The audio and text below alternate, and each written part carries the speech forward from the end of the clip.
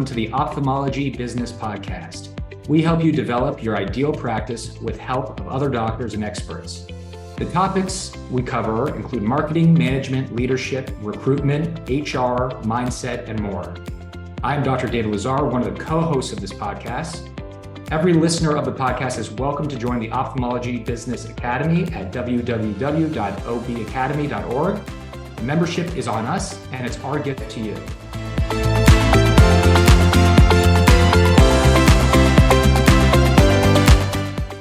Today, we will discuss the topic of simple guide to getting more 5-star Google reviews than any other practice in your community. Let's jump in. Hey, Naren, how are you this morning? How are you? I'm doing great. Thank you, Dr. Lazar. I really appreciate your time today. And I'm really looking forward to this conversation about how to get Google reviews than anybody else in your community. Yeah, absolutely. I mean, we've had several discussions over the course of a couple of years about how important that is and ways to get that going and to increase physicians' numbers. So let's just jump in. What are the specific goals an ophthalmology practice should set when it comes to Google reviews? Absolutely. As all of our listeners probably know, 95% of the new patients today come from digital marketing for ophthalmologists. And your options are organic SEO, Google ads, social media ads, and organic social media. Organic social media won't work unless you are an influencer. I mean, it has turned into a platform, place where influencers get millions of views and everybody else gets nothing. So your other options are Google ads, social media ads, and SEO. So that's kind of high-level marketing, but Google reviews is something where you don't have to spend any money. With SEO, with Google ads, social media ads, you need to spend money, but with Google reviews, you spend zero. So your question, Dr. Lazar, is what are some goals that every ophthalmology practice should set? I think the first goal I would set as a practice owner, I would tell my clients who are practice owners to set is be the practice in your community with the most number of 5-star Google reviews. Be the community in your practice with the most number of 5-star Google reviews. And the second goal I would set is get at least 10 reviews every single month. 10 5-star, what I call love letter Google reviews every single month. How did you come up with that number? What is that? Is that from your years of in this market, or what is there something magical about that number 10, or is it just that it'll allow you to accumulate more and more over time, and 10 is like a reasonable number to get? Yeah, that's a great question. So we have helped practices. We have our own tool called growmyreviews.com that a lot of practice owners use to get Google reviews. And we have worked with practice owners literally for, the last, decade or so. And what we notice is some practices crush it and many, many, many practices struggle. And the practices that struggle, it's not necessarily that they have bad patients and the ones who are crushing it have good patients. It's just that the team doesn't believe they can do it. The team doesn't have a methodology to do it.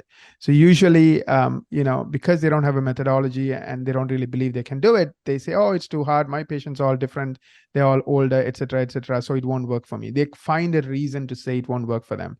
So the number 10 we find is a good number to really get into a routine. Like think about it, right? 10 a month times 12 months is 120 reviews. You do that for 2 years, you will have 240 reviews, no questions. And the other thing we also notice is the ones who are good at getting 10 reviews a month for, let's say, 3 to 6 months, if they want to, they can now go to 14 reviews a month, then they can go to 16, 18, you know what I mean? So it's a good place, but the key is to kind of make it a habit. Like, before you can teach your kid to brush their teeth 2 times a day, maybe just get them to brush once a day if that's a big struggle for them, and then once they're really good at it, then let's go for the 2 times a day. Good analogy. I know that one too well with a 18-month-old at home, so I get that. So you mentioned specifically these love letter reviews. How do you encourage patients to get them? I mean, how do you get to 10 a month? How do you and then specifically these love letter reviews? How do you get those kind of reviews rather than just, Dr. Jones was really nice? Right. That's a great question. See, the love letter reviews are beneficial in multiple ways. One is if you're doing bigger cases, those reviews are the ones that's going to give the patient the confidence to come and choose you, as opposed to imagine like 5 stars or 4 stars, but no comments. Like, I don't know anything. It's almost like you're somebody that doesn't talk to your patients, and patients don't really appreciate you. So those love letter reviews really, really help you when it comes to those bigger cases.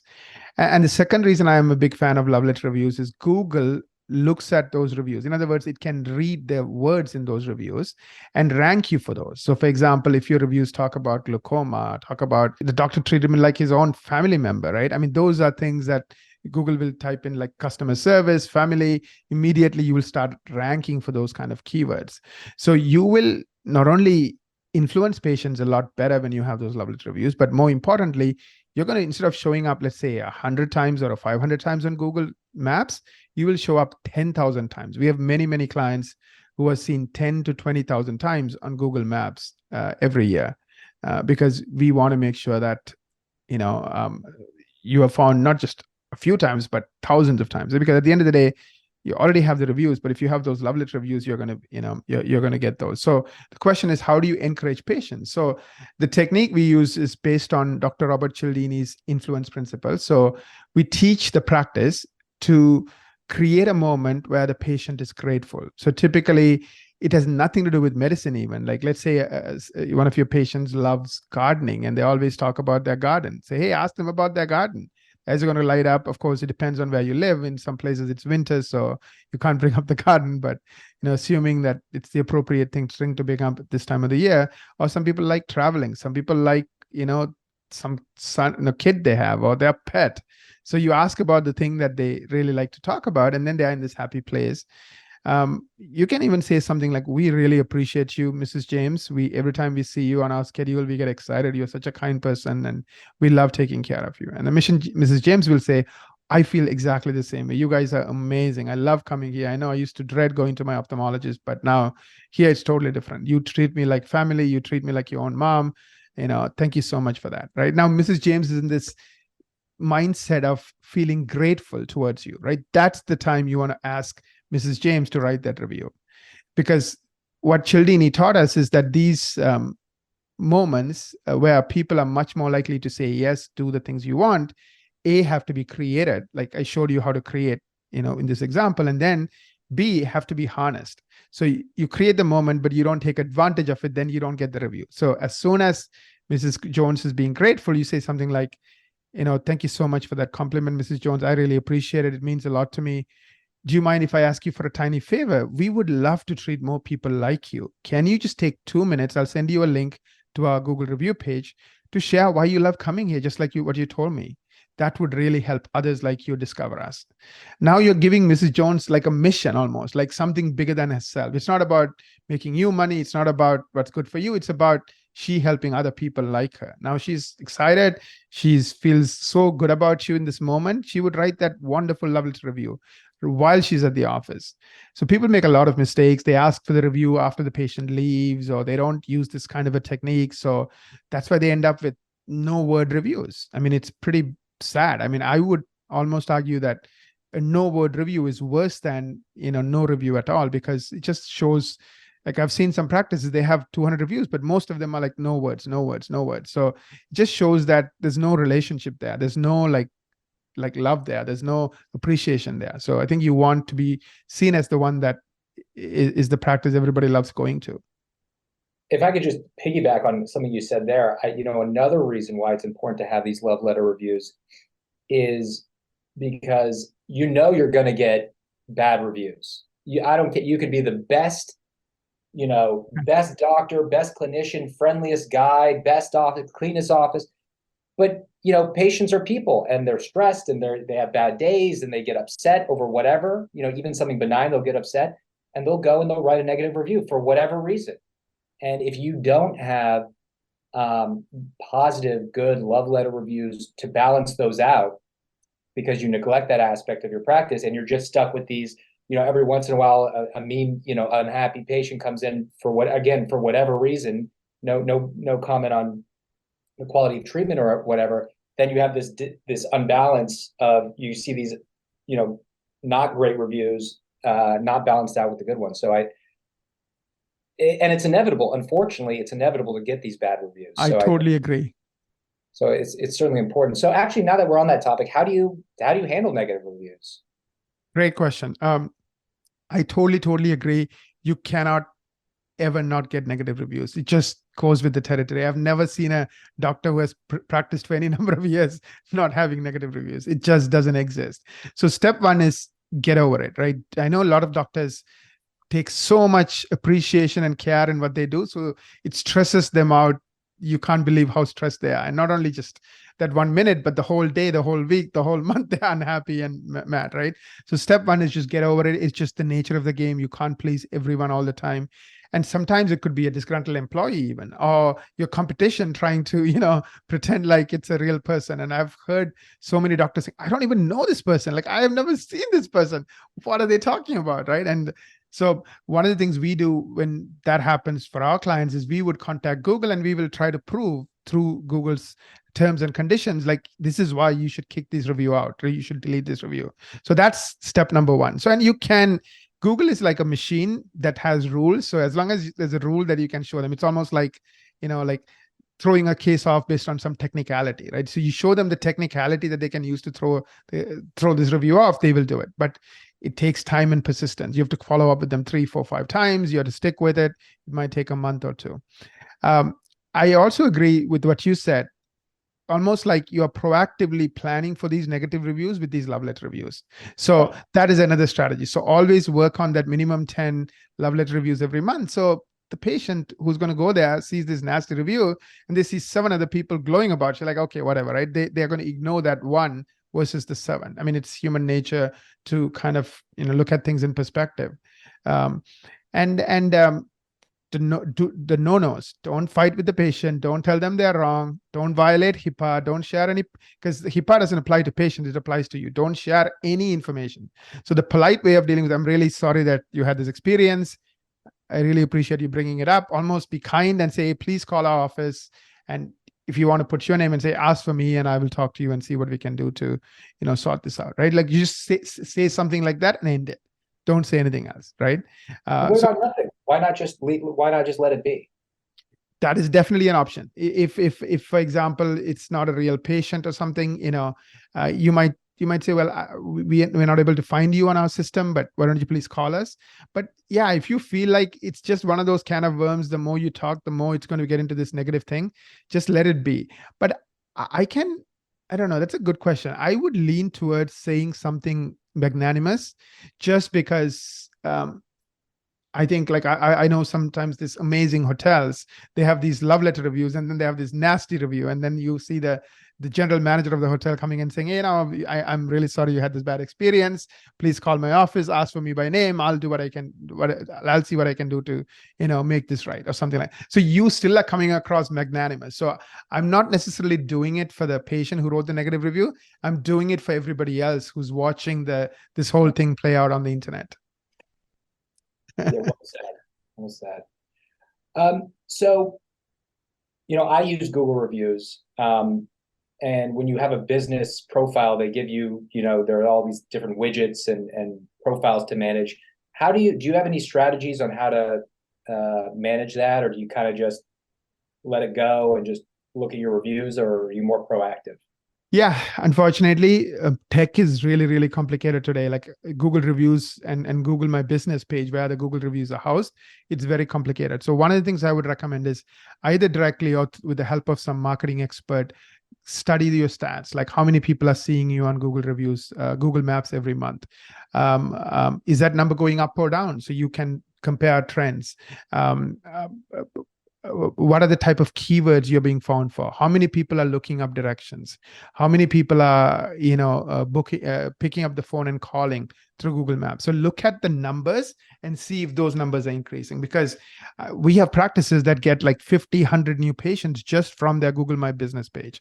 So you don't want to ignore that or not pay attention to it, so that 50 goes to 20 or 30 and you have no idea that it even went there. So you want to be on top of it. So that's step number one. Number two is, quickly take 5 minutes once a month, count the number of reviews you got that month. If it's the minimum 10 or whatever your goal is, and you hit it, appreciate the team, do something nice. If you didn't hit it, then have a conversation about, hey guys, what's going on? What can we do differently, right? So you have to be engaged. And I see the problem with a lot of doctors is they're so busy with the running of their practice, they don't focus on it. So I think just like you should focus on your Google reviews or Google My Business page, you should also focus on your SEO. Are you in the top 5%? If you're not, what can you do? So just figure out 2 or 3 things you need to focus on from a marketing standpoint and just look at it every month, like clockwork.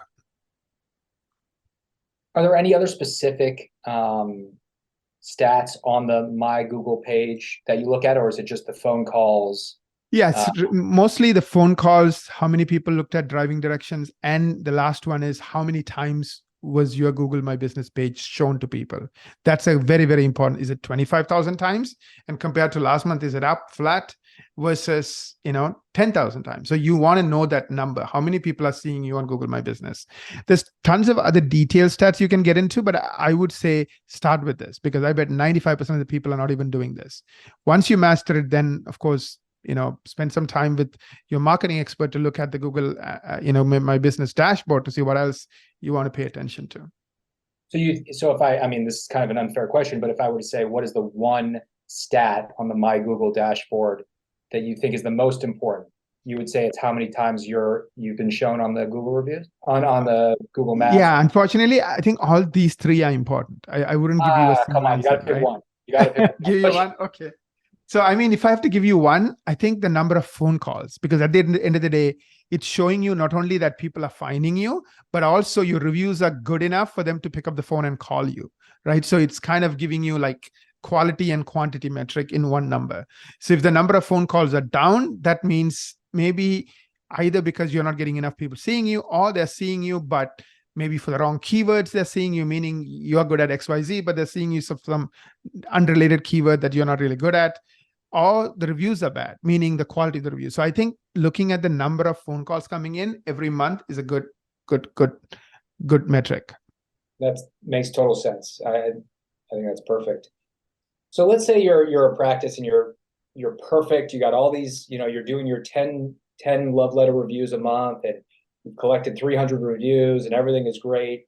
How do you then leverage those reviews to get more patients? Do you leverage it on your website or social media, or what do you do with that? That's a great question. So of course, I would leverage it on the website, because unfortunately, social media, like I alluded to, has become a place for influencers. So we have around 500 doctors we work with. 1% of the clients we have get any results from social media. I mean, literally 1%. And that 1% are carbon copies of Pimple Popper. I'm sure we all know who Dr. Pimple Popper is. In other words, they spend 15 to 20 hours a week on doing videos. They're publishing 6 to 7 videos. They are literally celebrities. So they are influencers. So if you are an influencer, if you are in that 1%, social media will really work for you. If you are not, your stuff will never be seen, maybe 10 times, 20 times, but in the grand scheme of things, it's nothing. So literally you are like, trying to, water a garden that's, acres and acres with a bucket in your hand. You just can't do it, right? It doesn't work. So I think wasting your time on leveraging social media I wouldn't advise it, because nobody will see it. So I would focus on website, especially if that website is SEO optimized. Let's say you are ranking for 100 plus keywords, and you're seen on Google for all these keywords 20,000 times a month. Like we have clients who are seen 100,000 times a month. So now we know that people are seeing those websites, right? Now, when they go to that website, there are 3 things the patient is looking for to pick up the phone and call. One is, are you an expert? So if they come for glaucoma, like what is telling me that you have done a lot of these cases, your patients are happy? Because I don't want to go to anybody, any ophthalmologist. I want to go to the person who has lots of experience with glaucoma, right? If I have that problem. Second question they're asking is, do I like you? And that's where, having these short video clips, 1-minute video clips where you teach them something, or I share information in a very easy to understand way. Because the number one fear people have of doctors is, you guys are better than us. You guys are smarter than us. So like they're afraid of you, right? So the more you can disarm them, the more you can just explain things as if you were talking to somebody with zero medical knowledge or experience, no buzzwords, nothing, just simple language, the more they're going to like you. Therefore, they are much more likely to see you. The last thing is they have to trust you.